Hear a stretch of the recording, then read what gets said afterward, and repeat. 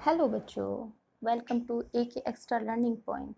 आज हम पढ़ेंगे NCERT class 11 chapter 1 of chemistry रसायन विज्ञान की कुछ मूल अवधारणाएं। बच्चों, अगर आप इस चैनल पर नए हैं तो चैनल को सब्सक्राइब करना ना भूलें।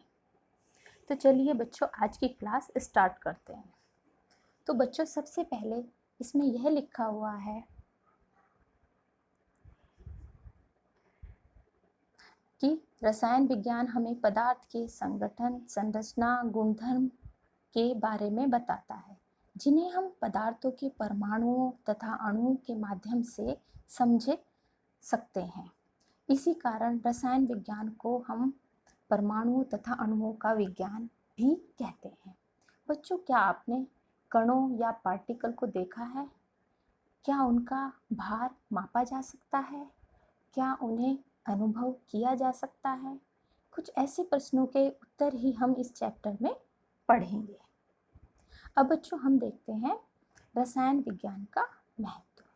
मानव द्वारा प्रकृति को समझने और उसका वर्णन करने के ज्ञान को क्रमबद्ध करना ही विज्ञान है।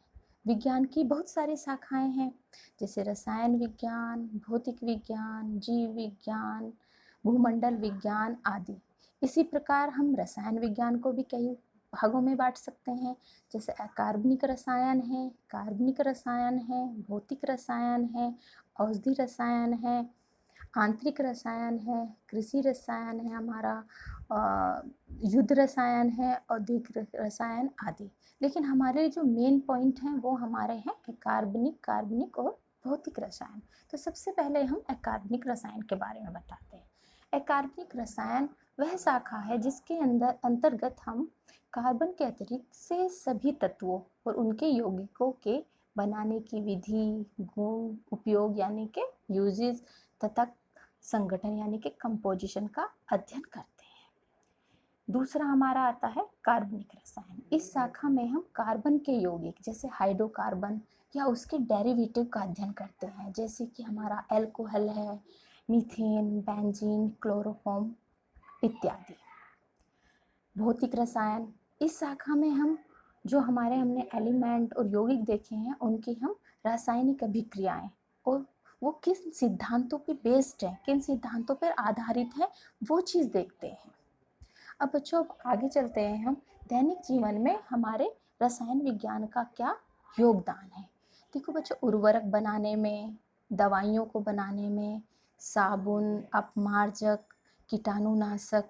कीटनाशक, जीवाणुनाशक आदि बनाने में हमारे रसायन विज्ञान का महत्वपूर्ण योगदान है। इसी प्रकार कैंसर की प्रभावी दवाइयाँ जैसे सिस्प्लाटिन तथा टैक्सोल आदि बनाने में रसायन विज्ञान का महत्वपूर्ण योगदान है। तथा एड्स की प्रभावी दवाई एजिडोथाइमिडिन AZT जिसे बोलते हैं, रसायन विज्ञान की ही देन है। बच्चों, अब हम देखते हैं द्रव्य की प्रकृति। द्रव्य मैटर को आप पिछली कक्षाओं में भी पढ़ चुके हैं। कोई भी वस्तु जिसका द्रव्यमान होता है, जो स्थान घेरती है, वह द्रव्य कहलाती है। जैसे कलम, पेंसिल, जल, वायु, सभी जीव आदि द्रव्य से बने हुए हैं। द्रव्य की 3 भौतिक अवस्थाएं होती हैं, ठोस, द्रव तथा गैस। ठोस, सबसे पहले हम ठोस के बारे में पढ़ते हैं। ठोस का आयतन तथा आकार निश्चित होता है। ठोस में कण यानी कि पार्टिकल एक दूसरे के पास पास होते हैं, परंतु गतिशील नहीं होते हैं, जैसे पत्थर, लकड़ी, ये इत्यादि इसके एग्जाम्पल हैं। अब बात करते हैं हम बेटे द्रव की। द्रव का आयतन निश्चित होता है, परंतु आकार अनिश्चित होता है। इसमें कण जो होते हैं पास पास होते हैं, उनमें गति होती है। द्रव जिस पात्र में होता है उसी का आकार ग्रहण कर लेता है, जैसे जल, बेंजीन इत्यादि। अब बात करते हैं हम बेटे गैस की। गैस का आयतन और आकार दोनों अनिश्चित होते हैं। जिस पात्र में ये रखी जाती है उसी का आकार व आयतन ग्रहण कर लेती है, जैसे हमारी ऑक्सीजन हो गई, नाइट्रोजन, वायु इत्यादि। आप किसी भी बर्तन में रखेंगे, जिस बर्तन में रखेंगे उसी का ही ये आकार ग्रहण कर लेती है। स्थूल और या बड़े स्तर पर द्रव्य को मिश्रण और शुद्ध पदार्थ में वर्गीकृत किया जा सकता है। मिश्रण क्या होता है हमारा?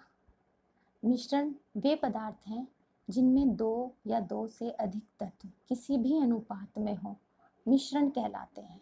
जैसे जल में चीनी का विलयन, लकड़ी व लोहे के बुरादे का मिश्रण, नमक व चीनी का मिश्रण, ये क्या है? हमारे सारे मिश्रण हैं। ये दो प्रकार के होते हैं। पहला है हमारा समांगी, वे मिश्रण जिनमें किसी एक भाग का संगठन दूसरे भाग के संगठन के बराबर होता है, समान होता है, वो हमारे समांगी मिश्रण कहलाते हैं। जैसे हमारा N2 + O2, ये क्या हो गया? हमारा गैसों के मिश्रण जो है समांगी मिश्रण है। अब बात करते हैं हम विषमांगी मिश्रण की। विषमांगी मिश्रण में क्या होता है? किसी एक भाग का संगठन दूसरे भाग के संगठन के समान नहीं होता है, वो हमारा कहलाता है विषमांगी मिश्रण। जैसे रेत और जल का मिश्रण। अब बात करते हैं हम शुद्ध पदार्थ की। जिन पदार्थों का संगठन निश्चित और स्थिर होता है वो हमारे कहलाते हैं शुद्ध पदार्थ। ये भी दो प्रकार के होते हैं। पहला होता है तत्व, दूसरा होता है यौगिक। तत्व कैसे होते हैं हमारे? तत्व पदार्थ का वह सरलतम रूप है जिसे रासायनिक अभिक्रियाओं द्वारा अलग नहीं किया जा सकता। जैसे हमारा oxygen, hydrogen, nitrogen, copper, sodium, ये क्या है? हमारे तत्व हैं। अब बात करते हैं हम बच्चों यौगिक की।